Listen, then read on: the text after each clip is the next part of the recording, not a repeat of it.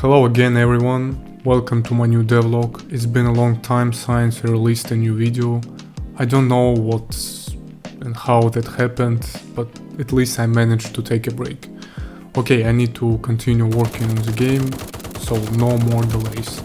By the way, thank you for staying with me, even though many have already forgotten about this channel. And so, over the past 5 months I have done a couple of new things. I'll tell you about each in more detail. By the way, soon I will create a Steam page, so I need a wishlist. I hope you will help me with that. So I will update the links when it will be ready in all my videos. I also try to release a super early version of the game, so you can run, shoot and share your feelings. To begin with, I transferred my project from Unreal Engine 5 to Unreal Engine 4. It was quite long, although not difficult. For those who have not worked with Unreal Engine, the problem is that migrating a project to a new version is much faster. You just need to click here and change the version. Of course, sometimes a couple of errors appears, but I quickly correct them. But to downgrade, you need to manually re-import almost everything. Code, models, sounds, animations, textures, materials. Why I did this? To be honest, I didn't want to, but I said before that the game would support mods. In order to create them, you need to download the engine and a special project.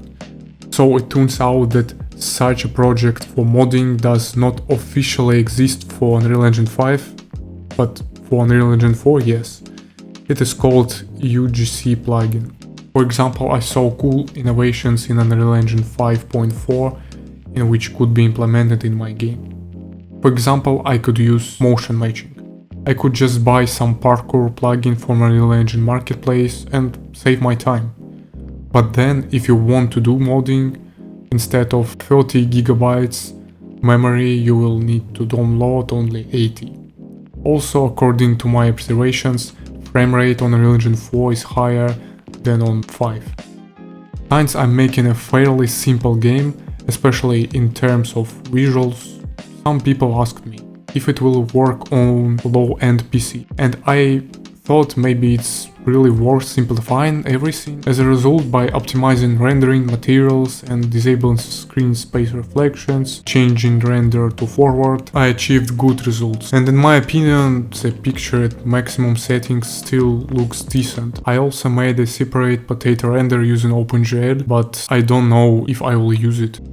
Bullets now have gravity. Again, it's not entirely clear why this is needed for guns such as rifles and pistols, cause the fights, the shooting will be on the close and medium distances, but for some grenade launchers, sniper rifles, definitely be suitable. Now it's possible to shoot with 2 hands.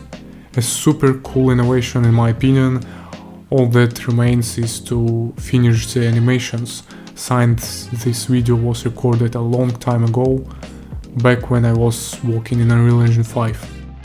As you can see, the animations has also been redone. I'm not to say that it become better, but I still learning how to create better animations. So of course I will continue to improve them and make them as natural and cinematic as possible.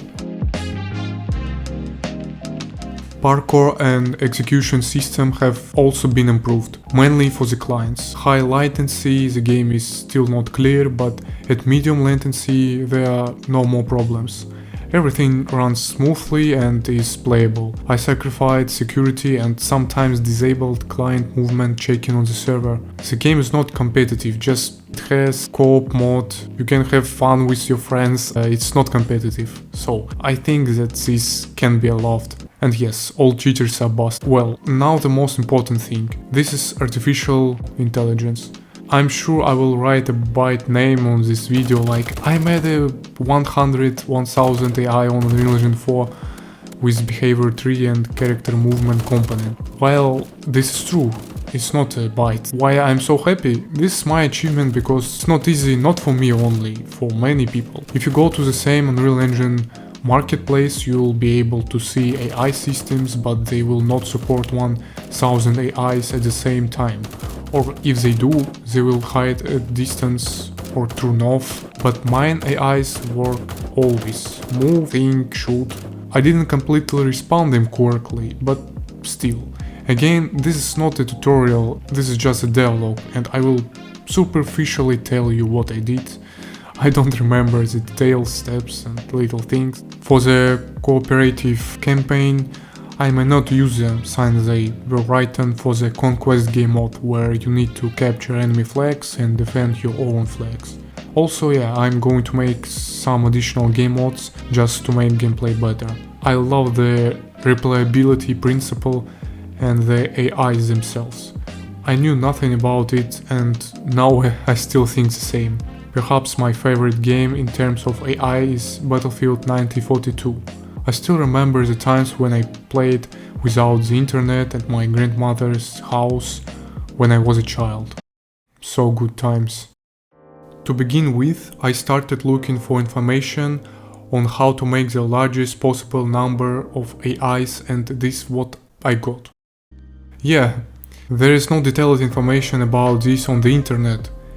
Again, the AI that exist in some strategies games are completely different things.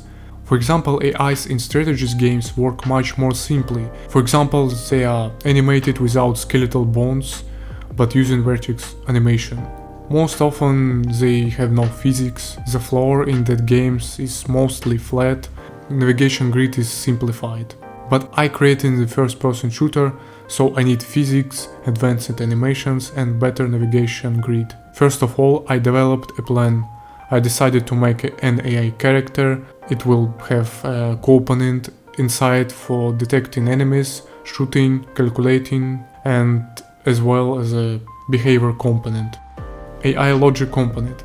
This is component where behavior will change there. The logic will be checked for the possibility of shooting, reloading, death, and a lot of information is also stored there, like of who needs to be shot, who is the leader of the squad, pointer to the main logic actor. Main logic is a general actor located in the world that spawns players in the beginning of the game on two different sides, near their flags. Includes a behavior tree for them all, contains an array of flags that can be captured, spawns that AI. In general, this actor controls not the AIs itself, but the gameplay. Every AI has a behavior tree, but not every AI uses every possible behavior.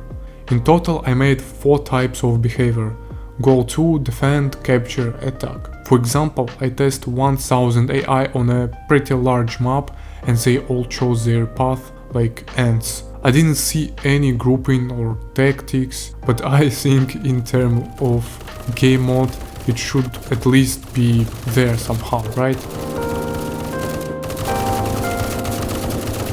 I decided to make a 5-person squad system. The main leader of the squad chooses the path and the others follow him at a certain distance. This brought not only tactics, but also increased frame rate, because there were 5 times less calculations on where to go. But in all other things, the AIs in the squad decided themselves. Choose who to shoot at, retreat, and also move on their own at different times. Now it's worth talking a little about the behavior tree states. Goal 2 is responsible for finding the flag and how best to go to it. I first figure out which actor flag needs to go to, and then it goes. It seems simple. Yes, it did, but think the path they make for the flag is linear. So what I should do? There is a way to diversify their movement to make it more unpredictable, like players. This is the environment query system. Environment query system request of the AI, and according to my pre-written logic, generates points on the map and checks them for certain conditions, and with a certain chance the AI is moved to this point.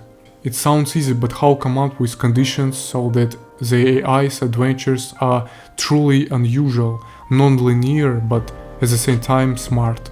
I'll tell you the secret.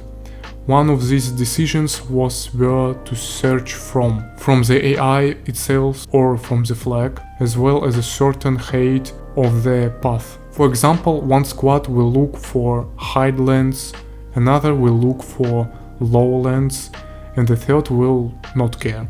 Or maybe they will just stupidly run to the flag in the most direct way possible. This is random and it determines how it will happen.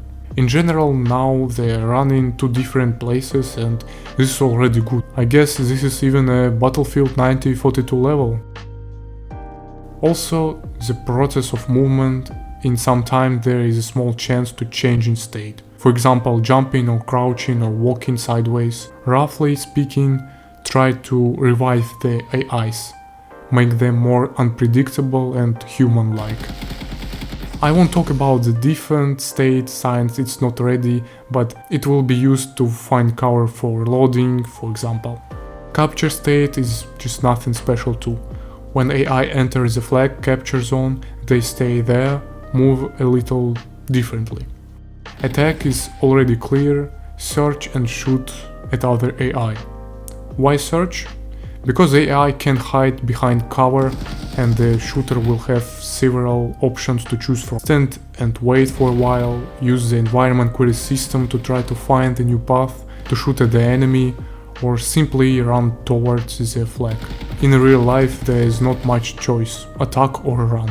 The logic of shooting, as I said earlier, is in character. They shoot using linetrace and the weapon is simply attached to the hand. This is probably all the main thing I wanted to say. There is still a lot of left unsaid. I don't think it makes sense to talk about it.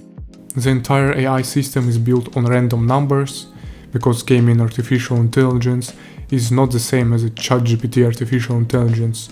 For example, it should be optimized by disabling unnecessary functions, simplifying logic, animations, and parallelizing tasks. For example, the respawn system. Maybe I will go completely crazy and develop a nuclear bomb in the game. 1000 AIs will die at the same time and they will appear in 5 seconds at the same time.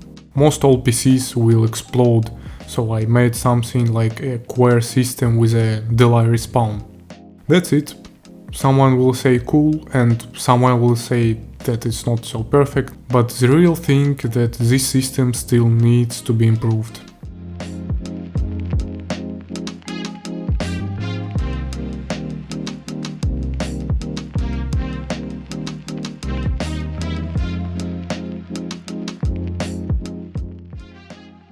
As a result, it was with such low poly character models on a big map, about 1 million polygons by the way, and without SSR, ambient occlusion, graphics settings, that I was be able to achieve 35 frames per second during their movement and up to 30 during firefights and respawning.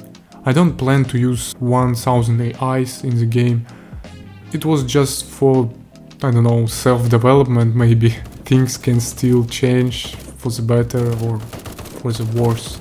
That's all, thank you for watching, hope it was interesting or informative, I hope my microphone was much better, and I think there are probably those of you also want to make 1000 AIs but don't know how to do, so I give you an idea, inspiration. Well, as always, I ask you to like, subscribe if you haven't, and wait for next devlog. And also, I hope in May I will publish the super early demo version of the game and create a Steam page. Yes, see you later.